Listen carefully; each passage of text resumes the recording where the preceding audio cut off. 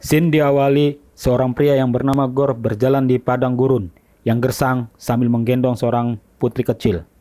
Lalu Gore berdoa kepada dewa pembawa cahaya yang bernama Rapu, meminta air dan makanan untuk putrinya. Karena doanya tidak kunjung dikabulkan, akhirnya putri Gore tidak kuat menahan lapar dan haus di padang gurun, dan akhirnya putrinya meninggal dunia. Lalu Gore mendapatkan sebuah suara bisikan untuk datang kepadaku. Akhirnya Gore berjalan mengikuti sumber bisikan itu, sampai dia memasuki sebuah hutan dan bertemu dengan Dewa Rapu. Lalu dia bersujud dan berbicara dengan Dewa Rapu. Di saat mereka berbincang, akhirnya mereka berdua tersinggung, dan sang dewa pun mencekik Gore lalu diangkat. Akan tetapi pedang dewa terkutuk itu memilih Gore dan ditusukkan ke leher lawannya. Lalu dipenggalah kepala Dewa Rapu sampai putus dan akhirnya dia meninggal. Dan di sini Gore menjadi dewa yang terkutuk. Lalu Gore mendapatkan bisikan lagi agar membunuh semua dewa yang ada sampai tidak ada yang tersisa. Scene pun berganti. Di sini Star-Lord dan Mantis meminta bantuan Thor untuk memenangkan peperangan yang sedang terjadi. Lalu Thor pun pergi. Di dalam peperangan itu Thor bertemu dengan Raja Yakan. Dan Raja pun memberitahu bahwa dewa-dewa mereka dibunuh, sehingga kuil suci mereka tidak ada yang menjaganya. Dan gerombolan Habuska menguasai kekuatan kuil tersebut. Akhirnya Thor pun berperang untuk mengakhiri semua peperangan yang terjadi, sampai-sampai kuil suci pun hancur lebur. Setelah perang berakhir, yang tentu saja perangnya dimenangkan oleh Thor, lalu Raja Yakan menghampiri Thor dan memanggilnya dengan nama Dewa Bencana, dan dia mengucapkan terima kasih telah memenangkan perangnya melawan Habuska. Lalu sang raja memberikan sebuah imbalan atas jasanya berupa kambing raksasa, dan Thor terlihat sangat senang dan mengucapkan terima kasih atas hadiahnya. Lalu Thor membahas mengenai koilnya yang sudah hancur, tapi Raja Yakan sudah tidak mau membahasnya. Lalu Thor pergi dan memasuki pesawat luar angkasa. Setelah di dalam pesawat, kambing-kambing raksasa pun sering menjerit, sehingga membuat gaduh yang mengakibatkan terjadi pertengkaran antara para superhero. Tiba-tiba Krillin muncul dan membawa seorang wanita dari kelompok Raja Yakan dan akan menikahinya. Lalu di pesawat mendapatkan panggilan mara bahaya yang berisi bahwa dewa terkutuk telah menemukan dan menghabisi semua dewa yang ditemuinya. Lalu ada pesan juga dari Sif bahwa dia membutuhkan Thor. Lalu Star-Lord menyarankan supaya berpencar karena banyak yang harus diselamatkan. Lalu Thor turun dari pesawat dan diikuti Star-Lord, dan mereka berbicara dan saling mengucapkan atas perpisahan ini. Lalu Thor dan Korg tak lupa membawa kedua kambingnya, dan Thor memanggil Stormbreaker dan menggunakan Bifrost untuk menemui Sif yang membutuhkan pertolongannya. Di tempat lain, Jane Foster sedang menjalani kemoterapi di rumah sakit tanpa menggunakan BPJS untuk mengobati sakit kankernya yang di stadium 4. Di saat sedang berobat, Jane Foster melihat seorang lelaki yang sedang membaca buku yang berjudul The Foster Theory. Lalu mereka ngobrol dan Jane menjelaskan tentang lubang cacing kepada pria itu. Scene beralih di tempat yang damai, yaitu yang bernama New Asgard. Di sana banyak sekali dikunjungi para wisatawan, dan mereka menikmati pertunjukan opera Thor yang kehilangan ayahnya dan bertarung melawan Hela, Dewi Kematian. Lalu para wisatawan diberi kesempatan untuk melihat Mjolnir yang telah dihancurkan oleh Hela, dan Mjolnir itu sedikit bergetar ketika didekati Jane Foster. Siang pun berganti menjadi malam. Terlihat Gore berada di New Asgard. Dia mengincar anak-anak keturunan dewa dari Asgard yang sedang tidur. Lalu Gore menancapkan pedangnya ke tanah untuk mengeluarkan monster-monster yang menyeramkan untuk menculik anak-anak dari Asgard. Lalu terjadilah kekacauan yang disebabkan oleh monster-monster tadi, dan para warga New Asgard bertarung melawan para monster tersebut. Tak lama kemudian, di tengah pertarungan itu datanglah Thor menggunakan Bifrost, dan Gore pun tersenyum melihatnya. Lalu Thor dan para warga bertarung melawan para monster. Di dalam pertarungan itu, Thor melihat palu Mjolnir menghajar para monster sampai hancur berantakan. Lalu Thor memanggil palu Mjolnir, lalu Mjolnir mendatangi Thor, akan tetapi palu tersebut pergi ke pengguna barunya sebelum Thor memegang palu tersebut. Lalu Thor mendatangi pengguna baru Mjolnir dan memberitahu bahwa palu itu miliknya. Lalu Thor merubah tampilan baju perangnya menjadi dominan warna gold dan sedikit warna ungu. Dan Thor menyuruh pengguna baru untuk melepaskan topengnya. Betapa kagetnya setelah topengnya dibuka, ternyata dia adalah Jane Foster. Lalu Jane Foster menyapa Thor. Lalu Thor bernostalgia dan terhanyut di dalam kenangan masa lalunya yang manis dengan Jane Foster. Lalu Gore menyerang Thor secara tiba-tiba, dan Thor mengalami kekalahan yang telak. Lalu Gore menghilang ke dalam tanah, dan ketika Thor lengah, monster-monster mulai membawa anak-anak New Asgard. Lalu Thor dan Jane Foster mengejar Gorr, akan tetapi Gorr sudah menghilang dan membawa anak-anak ke tempat yang belum diketahui Thor. Hari pun berganti menjadi pagi. Thor dan Jane masih bernostalgia dan Thor membahas kepergian Jane.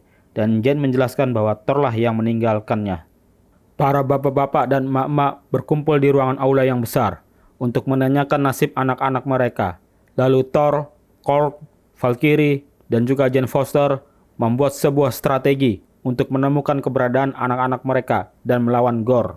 Lalu tiba-tiba ada kepala melayang dalam bentuk hologram. Ternyata itu adalah Astrid, anak dari Heimdall. Lalu Thor menanyakan keberadaan mereka. Astrid pun tidak tahu, karena dia belum tahu cara menggunakan mata gaibnya. Lalu Thor pun mengajari cara menggunakan mata gaibnya. Tiba-tiba Thor berada di dalam kurungan berduri dan melihat di sekelilingnya. Dan Thor segera mengetahui keberadaan dirinya ada di alam bayangan. Dan mereka mulai menyusun rencana untuk ke kota omnipotensi yang ada di mana kota tersebut terdapat dewa-dewa terkuat untuk bisa membentuk tim terhebat. Lalu mereka mempersiapkan kapal kayu untuk pergi ke kota tersebut. Akhirnya mereka sampai di kota yang dituju. Thor dan kawan-kawannya membaur dan menyamar agar tidak menarik perhatian karena ini adalah khusus undangan. Thor mengatakan disinilah dewa-dewa pencipta terkuat di alam semesta bersantai. Dewa-dewa yang hadir di khusus undangan ini menyambut kedatangan Dewa Zeus yang sangat meriah. Di sini Valkyrie dan Jane Foster memiliki rencana untuk menyergap Dewa Zeus dan mengambil senjata petirnya. Tetapi di sini Thor melarangnya karena Dewa Zeus sedang berpidato. Lalu Dewa Zeus mendengar sayup-sayup pembicaraan Valkyrie dan menanyakan siapa yang berbicara dan apa yang ingin dikatakan. Lalu Thor berdiri dan mengatakan sesuatu, tetapi Dewa Zeus tidak mendengar dengan jelas. Akhirnya Thor diperintahkan untuk naik ke panggung. Setelah berada di panggung, Thor langsung memuji Dewa Zeus, dan Thor menyampaikan keinginannya untuk meminta bantuan untuk mengumpulkan pasukan, karena ada jagal dewa yang akan menghabisi semua dewa di seluruh planet alam semesta. Akan tetapi Dewa Zeus mematahkannya bahwa yang dibunuh adalah dewa tingkat rendah dan menyuruh Thor kembali ke tempat duduknya.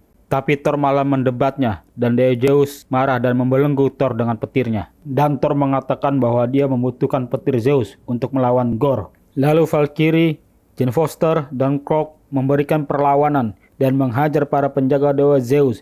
Dan Korg pun terkena senjata petir Dewa Zeus hingga binasa, hanya tersisakan kepalanya saja. Dan Thor pun membalas dengan melempar petir milik Dewa Zeus, tepat menembus di dada Dewa Zeus. Lalu Thor dan kawan-kawan pergi meninggalkan kota tersebut. Mereka langsung menuju ke alam bayangan untuk menjemput anak-anak Asgard. Mereka telah gagal membentuk pasukan dewa-dewa terkuat.